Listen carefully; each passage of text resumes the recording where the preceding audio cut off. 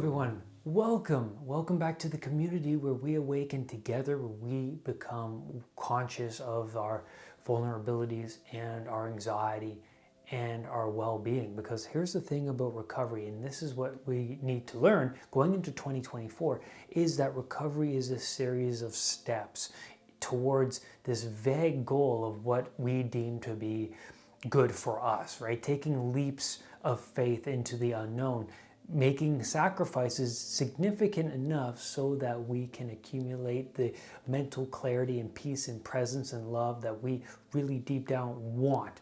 And a lot of people have to really sludge through suffering until they become awakened enough or motivated enough to make some serious changes. So today we're going through the steps of recovery. We're going through the first 4 steps. So this is what you need to do heading into 2024, because recovery doesn't come looking for you. You have to acknowledge within yourself, within your mind, within God, that things are not working for you and that you need to reemerge.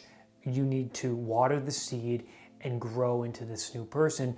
But it's only through confrontation of the things that you do not want to confront.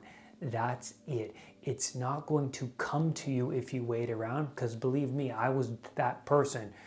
Things will manifest themselves to me when they do, but it just doesn't work that way.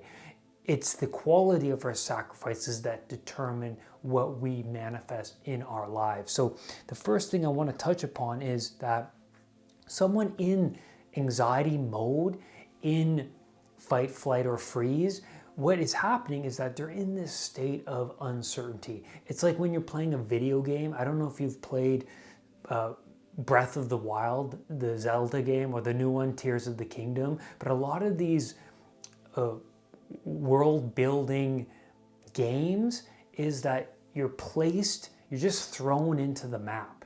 You're thrown in there and there's no hand holding. You have to figure things out on your own. You have to wander about in the world, and you wind up in certain areas of the map that are too sophisticated for you, and you end up dying in the game, right? And you can't go in that area yet because you don't have enough the abilities or the weapons or the knowledge to traverse that area. So that's so similar to anxiety recovery, because you're in a state of the unknown when you're suffering. Right? You're in the state of complete uncertainty, and everything that has been deemed irrelevant before is now relevant to you. So now you're in a place of everything's relevant. You don't know what to pay attention to. So anxiety, because there's too many directions to take in this domain. So I hope that with my channel, I provide you with clear guidance, with the podcast, with these videos, with my meditations, to traverse the unknown and establish a structured approach to dealing and traversing in this unknown space. So the first step in recovery is to take responsibility for the suffering that you're bearing right now, right? Take on that cross, bear that cross, because if you don't, you're just going to continue to play out the tyrannical systems and the mechanisms already operating within your psyche and your body, because the body wants to continue to run on what's familiar, because with what's familiar is easy. You don't have to use up too much mental energy and expel too much thought into how to operate, right? You know what to do when you wake up, and even if it's a bad thing, even if you're floundering about watching TV, eating junk food, going and smoking pot, drinking beer, ignoring responsibility, that becomes a way of being. It becomes a map that you inhabit. But when you adopt a new map, or you start to establish some new territory within that map, so you start to sacrifice things that you don't want, that that is contributing to the misery that you're playing out. I think it was Carl Jung that said, pay attention to your life, because you could be acting out a tragedy. You could be acting that out, and you have to awaken to that. So step 1 is to say, I'm insecure. I don't have enough resources within me to to traverse this unknown. I'm insufficient. Maybe I'm the cause of this, because that tyrannical system is so alive. So think of what a tyranny is. A tyranny is very narrow-minded. They're only operating on which they deem to be relevant to them, true to them, but they don't look at the other side of the coin, right? Tyrannical systems decay because they get stricter and stricter as they form, right? More rules and regulations, so much order. There's so much order that you become blind to the unknown that is out in the world. Because when somebody starts to question you or say, hey Brad, maybe you should do this instead, you should read this book, you should, and a tyrannical system is like, no new information. I want to keep the borders as tight as possible. And if you don't follow the rules and regulations within the border, then it's well, you're an outcast, right? I'm going to reject all new outside information. But that's the problem, is that there's so much of what you don't know and so little of what you know. So you better make friends with what you don't know, because the world is a place of darkness and the light is what we inhabit, that is close and familiar to us, right? And we have to expand this light into all the dark areas that we don't want to confront. And that's part of the psychotherapeutic process, is to look in those dark corners of your psyche and then reestablish and confront fear, right? You have to confront the fear and then reestablish this competency. Maybe you've never been competent before in any way possible, right? But when you start to establish some sort of when you experience what's lurking in that darkness, and then you emerge a different person with bravery and competence, and then you build on your personality that way, and you grow as a consequence, because we have to continuously grow in order to feel positive emotion, because being stagnant is not healthy for us. So in 2024, we must continue to expand ourselves outwards into the world. So the first step is to basically say, yeah, I got a lot of work to do. I don't have enough resources within me to do this, right? I need help. And that's a huge thing. Carl Rogers said that about psychotherapeutic intervention, is that the person has to admit that they need help for any change to occur in their life. Any change. Because a lot of people who are forced into therapy, there's no helping them. There's boundaries. And there's no getting through to those boundaries unless they acknowledge that there's boundaries. And then step 2 is to grow in knowledge, and you grow as a consequence of that knowledge. Now, this is big, because you have to then learn from a mentor, from somebody that this is why I created the channel, is so that it can provide you with structure. You can use this channel as a resource for you to get out of the anxiety that you're currently contending with. Now, all your anxiety is, it's a conglomeration of things you do not want to confront, that you don't understand, that you just, it's foggy. It's like the part of the video game map that's grayed out, right? It's what's lurking out there. Well, that's where the wisdom is, and it's low resolution, but the more you explore that, it becomes higher in resolution. It makes things clear. So learning about anxiety, learning about the amygdala, learning about your fear response, and learning how to handle the proper way to dealing with a panic attack or dealing with health anxiety, this is crucial, because I thought my problem was the strange sensation, but it wasn't that. There were root causes that was leading me into the health anxiety I was experiencing. And then spending time with yourself is critical, because when you spend time with yourself, what happens is the noise of the outside world, the television, the social media, it all dims itself down. And then all of a sudden, what's lurking inside, it's overwhelming, yes, because maybe there's so much of you that you haven't attended to, and it is overwhelming. You don't want to face that.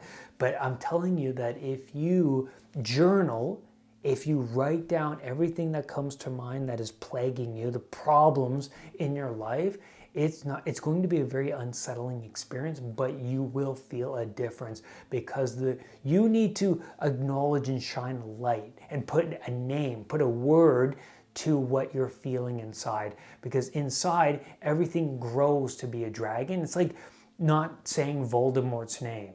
Maybe you should say Voldemort's name, because that's the first step in confronting the ultimate fear of your life. And maybe there's actually a way to traverse the ultimate fear of your life, but the first step is to actually put a name to it before you can even formulate and incorporate the right techniques and tools to confront the ultimate fear. And then step 3 of recovery is to make goals so that everything becomes clear to you. You know where to go, and you know the obstacles in your path. So you want to put your anxiety behind you and attach so much pain to not changing and so much pleasure to change that it motivates you forward. You don't want to stay in the same spot. Imagine being here a year from now, in 2025, being in the same boat. Man, that's what I thought. That's what was driving me forward, and having a vague goal.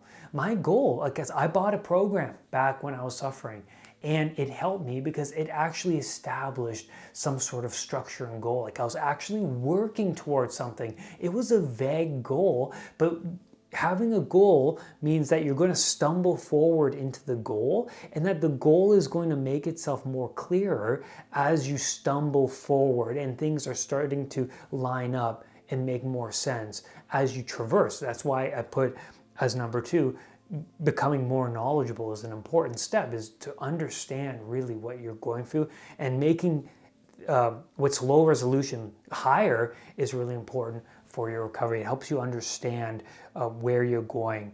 But also, a really important thing is the fool always becomes the master, but the fool has to first acknowledge that they are a fool.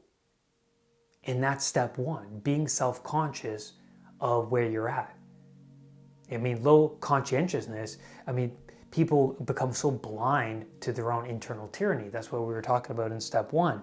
But in step 3, now that you've established that things need to change, you've incorporated some sort of structure, you found a podcast, you found a program, you found a therapist to help you move forward, and then you can continuously build upon that knowledge and then establish some goals and aims for the future.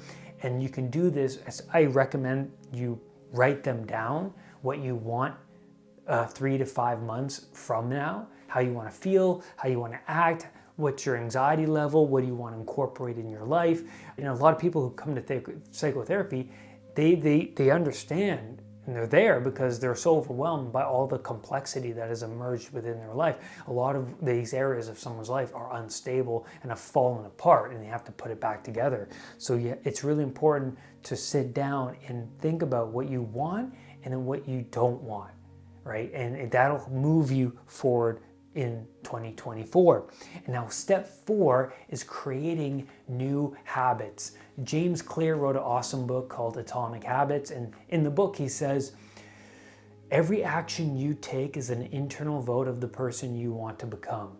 And that's really important to know, because what you continuously seek out determines what you value internally. So if you're smoking pot, engaging in sex, drinking a lot, going on your phone, watching movies all day, you're telling yourself that this is what Brad values, this is what I value. And so for me, I started to just branch out in certain small ways, like move the bar low enough so that you can attain it, right? So maybe pick one thing in your day that you would like to stop doing, but you're having trouble stop doing, right? That is possible that you can stop doing. So for me, hanging around my friend and smoking weed. So I decided, instead of going over to his place, I'm going to go to the coffee shop, read about anxiety and work on my program.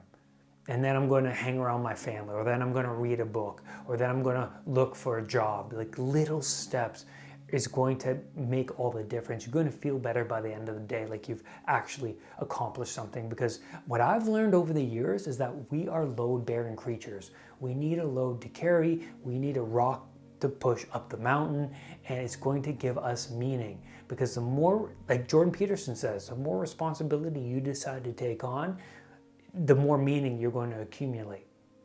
That's it. And that's where I'm going to leave you on this video. I hope this video has helped you. What do you think of the channel, guys? Be a part of this community. I want to hear what you have to say. Leave your comments below. Ask me questions, because I will be doing future Q&As here. All right. And lastly, rise above anxiety. It's time to change right now, everyone, right now. I'll see you next time. Thank you, everybody, for being a part of this community. Please comment below. Also, give this a thumbs up and subscribe to the channel, because then you'll be the first to know whenever I release a new video.